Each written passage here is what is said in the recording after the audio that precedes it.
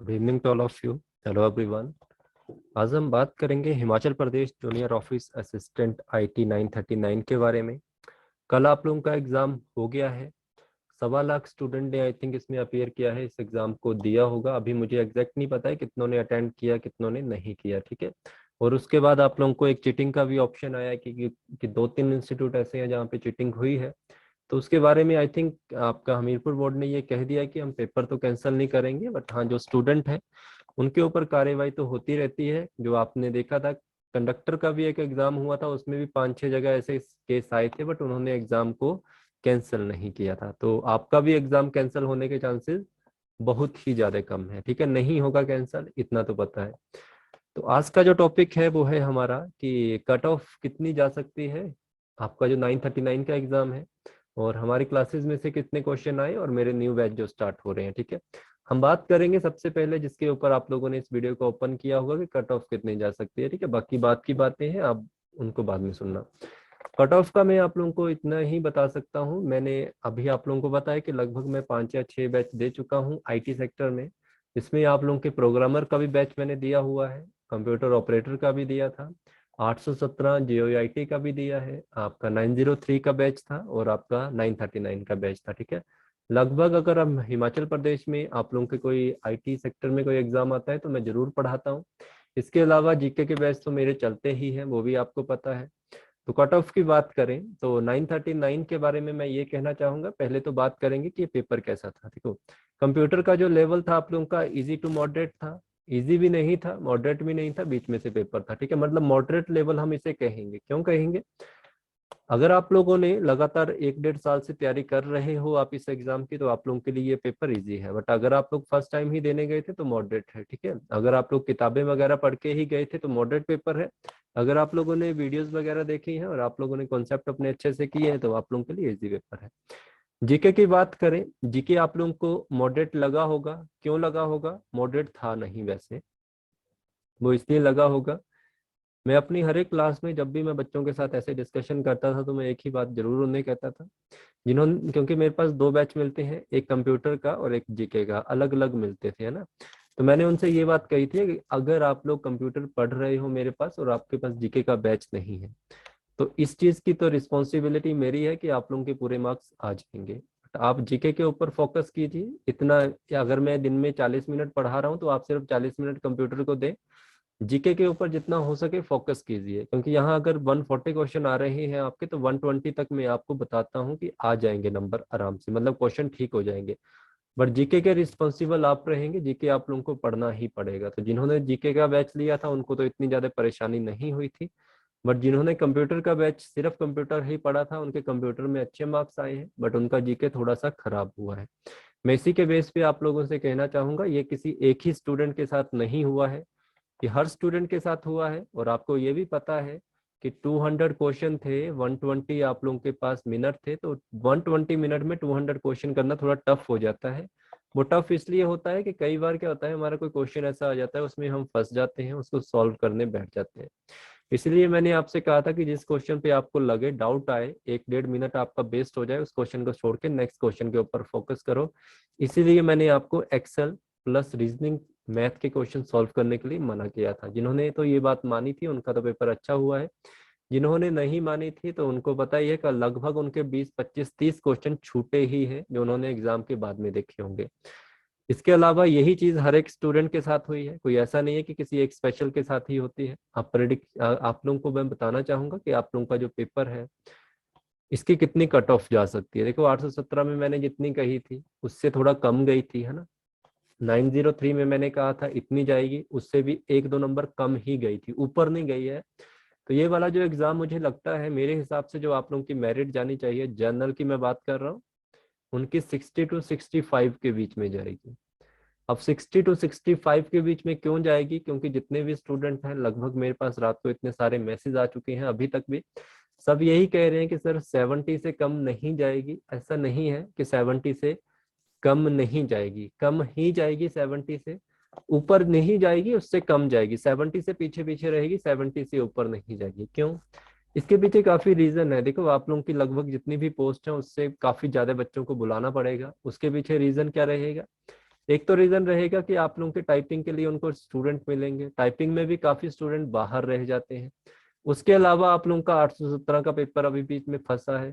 817 में लगभग 1700-1800 वैकेंसीज थी, ये 1800 स्टूडेंट होंगे जो भी, वो 939 से बाहर हो जाएंगे। क्यों? क्योंकि अगर उनको इधर ज्वाइनिंग मिल जाएगी तो वो इस तरफ क्यों जाएंगे। उसके बाद 903 का भी एग्जाम है, इसमें अभी मुझे आइडिया नहीं है कितनी वैकेंसीज है, तो इसमें से भी काफी स्टूडेंट निकलेंगे बाहर। तो यही आप लोग सोचिए कि अगर आप लोगों का ये रिजल्ट, आपके रिजल्ट आने से पहले पहले दोनों वेरीफाई हो जाते हैं, तो आप लोगों को जो मेरिट है वो लगभग इससे भी कम हो सकती है, इससे ऊपर नहीं जाएगी। तो आप इतना सोचिए कि आपकी जो मेरिट जाएगी वो 60 to 65 के बीच में ही जाने के चांसेस है। इससे कम भी हो सकती है, इससे ज्यादा भी हो सकती है। ज्यादा जाने के चांसेस कम है, बट कम होने के चांसेस भी हो सकते हैं। अब वो स्टूडेंट जो मुझे कह रहे हैं कि हमें टाइपिंग की प्रैक्टिस करनी चाहिए कि नहीं करनी चाहिए, तो मैं आप लोगों को क्या कहना चाहूंगा इसके बारे में ध्यान से समझिए। देखिए, अगर आप लोग ये सोच रहे हो कि 939 का पेपर मेरा क्लियर होने की गारंटी होगी तभी मैं जाके टाइपिंग की प्रैक्टिस करूंगा, तो ये आप लोगों के लिए सबसे बड़ी बेवकूफ़ी की बात होगी। टाइपिंग आप लोगों की एक तरह की स्किल है, जितना इसको इम्प्रूव करोगे उतना आप लोगों के लिए बेस्ट है। जरूरी तो नहीं है कि 939 के बाद कोई आपका JOIT का एग्जाम नहीं आएगा, ऐसा तो नहीं होता है। क्योंकि मैं आप लोगों को यही बताना चाहूंगा, अभी तक भी काफी स्टूडेंट ऐसे हैं जो कि 817 की वीडियोस को यूट्यूब के ऊपर तलाशने की कोशिश करते हैं कि इसका क्या बना, इसमें क्या होगा। ऐसा कुछ नहीं है ना। तो मेरे भी काफी स्टूडेंट हैं, ऐसा नहीं है कि मैं ऐसे यहाँ पे ऐसे ही कह रहा हूँ। मेरे काफी स्टूडेंट ऐसे हैं जो 817 में भी क्वालिफाई हैं, वो भी ऐसे नहीं है कि अच्छे मार्क्स से क्वालिफाई हैं, टाइपिंग के साथ क्वालिफाई हैं। 903 का एग्जाम हुआ था, बहुत अच्छे मार्क्स उनके आए थे, लगभग मेरे पास उस टाइम बैच था 54-55 का। 42 का जो रिजल्ट है वो एग्जैक्ट है आपका, बिल्कुल पास है ये बच्चे। और यही स्टूडेंट 939 के पेपर में भी अपीयरिंग गए थे, और इनका रिजल्ट यहाँ पे भी काफी अच्छा है। तो ये स्टूडेंट जितने भी हैं मेरे पास, जो 817, 903, 939, ये सारे स्टूडेंट वही हैं जो मुझसे भी यही क्वेश्चन पूछते थे कि सर प्रैक्टिस करें कि ना करें। तो मैं उनको ये कहता था कि आप लोग प्रैक्टिस कीजिए, आप लोगों की प्रैक्टिस एक स्किल है। आपका एग्जाम क्लियर हो ना हो, बट आप आगे भी अपीयर करोगे तो इससे बेटर है ये सोच के कि मुझे ये देखना है कि मेरी कट ऑफ इतनी जा रही है, मैं पास नहीं होऊंगा, मैं नहीं पढ़ूंगा। ऐसा नहीं है।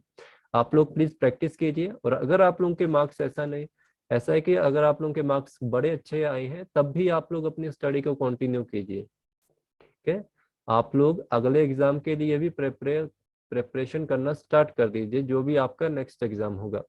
क्योंकि आपको पता ही है कि 817 का जब तक क्लियरेंस नहीं मिलेगी, 903 वाले नहीं, आप लोगों की वैकेंसीज आप लोगों को वो 903 वालों को भी वो क्वालिफाई नहीं होने देंगे, 939 वालों को भी। तो मेन बात ये है कि जब तक 817 क्लियर नहीं होगा तब तक 939 भी नहीं होगा। तो ये समझिए, अगर आने वाले समय में 5 महीने भी ये केस चलता रहेगा तो 5 महीने आप लोग लेट होंगे। तो जो भी स्टडी आप लोग कर रहे हैं, प्लीज उसको कंटिन्यू करते रहिए जैसे भी आप लोग पढ़ रहे हैं। और टाइपिंग हर एक स्टूडेंट करेगा, चाहे आपका पेपर अच्छा हुआ है या नहीं हुआ है। अगर आप लोगों को ये लगता है कि हम लोगों ने फ्यूचर में जाके क्या करना है, जॉब करनी है, तो प्लीज टाइपिंग के ऊपर पूरा ध्यान दीजिए। लगभग आप 30 मिनट निकालिए दिन में, और बाकी जो भी आप लोग पढ़ रहे हो, जितनी भी आप लोग पढ़ाई कर रहे हो, उसको कंटिन्यू करते रहिए। ठीक है, तो कट ऑफ प्रेडिक्शन का तो यही है, मेरे हिसाब से 60 to 65 जाएगी। टाइपिंग हर एक स्टूडेंट को करनी चाहिए। जो भी स्टूडेंट सोचता है कि मुझे कल को JOIT की जॉब लेनी है, पेपर अच्छा गया नहीं गया वो आप लोगों का कोई दिक्कत नहीं है। ठीक है, टाइपिंग स्किल है। क्योंकि आप कल को अगर 100 मार्क्स का आपका पेपर है और 100 में से 92 भी लेके आ गए और आपको टाइपिंग ही नहीं आती होगी, तो वहां पे आपके ये कोई नहीं देखेगा। तो टाइपिंग स्किल होना जरूरी है, टाइपिंग के ऊपर फोकस करें, साथ में अपनी पढ़ाई के ऊपर भी फोकस करें। अब मैं बात करूंगा मेरी क्लासेस में से कितने क्वेश्चन आए हैं कितने नहीं आए हैं। ठीक है, तो आप लोगों को इतना पता ही है कि जो भी मैं बैच प्रोवाइड करवाता हूँ, चाहे वो आपका JOIT का हो चाहे वो GK का हो, उसमें ऐसा कभी नहीं होता है कि पेपर ना बना हो, हमेशा पेपर उसमें से बनता है। क्योंकि आप लोगों ने देखा ही होगा कि मैं कभी भी पढ़ाता हूँ तो मैं बोर्ड के ऊपर डायरेक्टली पढ़ाता हूँ, कभी PDF ओपन करके नहीं पढ़ाता हूँ। तो कोशिश ये करता हूँ कि जो भी मैं टॉपिक पढ़ाऊँ आप लोगों को वो पूरा का पूरा क्लियर हो जाए,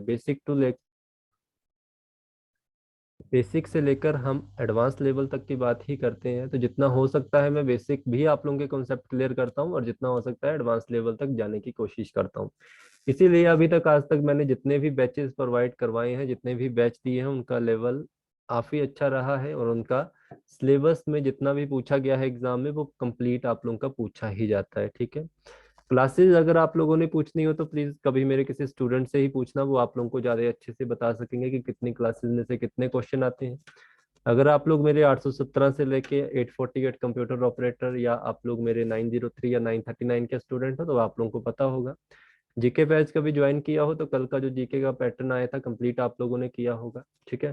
मैं आप लोगों को इतना सा ही हिंट देना चाहूंगा, जो मैंने मॉक टेस्ट वगैरह आप लोगों को प्रोवाइड किए थे, मुझे भी किसी स्टूडेंट ने मैसेज किया था कि 60 to 65 क्वेश्चन ऐसे थे जो डायरेक्टली वही क्वेश्चन था, सेम उसके वही क्वेश्चन लिखा था, सेम वहीं पे आप लोगों के क्या थे ऑप्शन थे, ये जो 4 ऑप्शन थे सेम वही लिखे हुए थे और कोई चेंजेस नहीं था। जो मैंने मॉक टेस्ट में ए पे लिखा था उन्होंने भी ए पे लिखा था। तो यहाँ तक उन्होंने ये भी बात कही थी काफी ने कि उन्होंने ऐसा तो नहीं कि आप ही के मॉक टेस्ट दे के क्वेश्चन डाल दिए हो, तो ऐसा नहीं होता है। तो ये जो 40 मॉक टेस्ट मैंने आप लोगों को दिए थे, मैंने काफी टाइम भी लिया था आप लोगों से बनाने के लिए कि मुझे टाइम चाहिए, उसके बाद ही मैंने सभी स्टूडेंट को प्रोवाइड करवाए थे।